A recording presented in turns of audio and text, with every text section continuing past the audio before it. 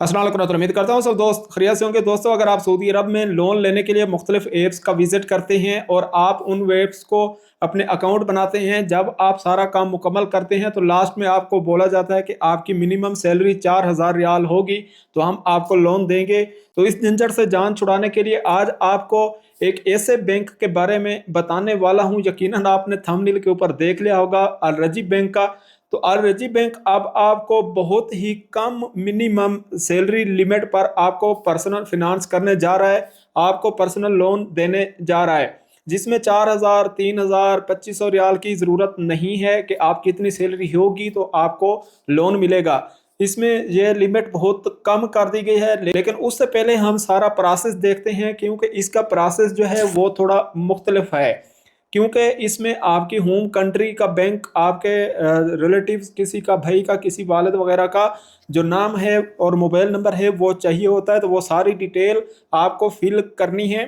Fill कैसे करनी है पहले हम ये देख लेते हैं।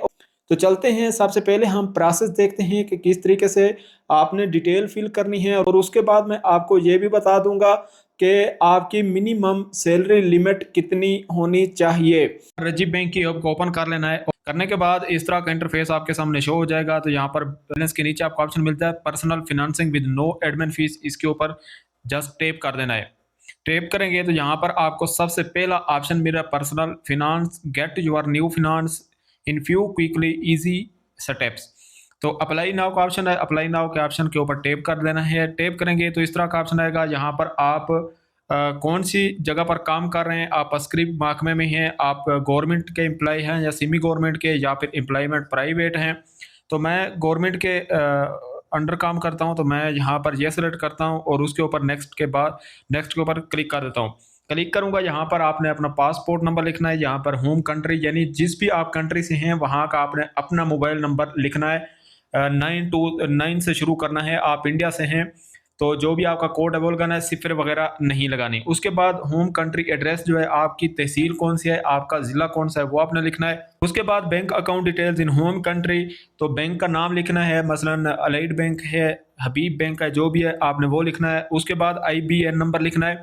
IBN नंबर के आगे आपका जो भी कंट्री है उसका सबसे पहले आगे लिखा होता है PK। जैसे पाकिस्तान है तो उसका PK लिखा होता है, तो PK आपने नहीं लिखना। बाकी 22 जो डिजिट्स हैं कोड, वो आपने लिखना है। इसी तरह इंडिया का है, अगर IN पहले लिखा होता है इंडिया का तो वो आपने नहीं लिखना। बाकी आपने 22 जो डिजिट्स हैं वो आपने लिखने हैं।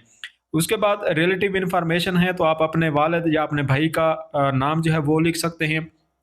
उसके बाद उसका मोबाइल नंबर लिखना है। मोबाइल नंबर वो लिखना है जो एक्टिव हो सकता है कि बैंक उसको कॉल करे और पूछे आपके बारे में कि ये बंदा आपका भाई है, आपका बेटा है या नहीं है, तो इसलिए आपने वही मोबाइल नंबर लिखना है।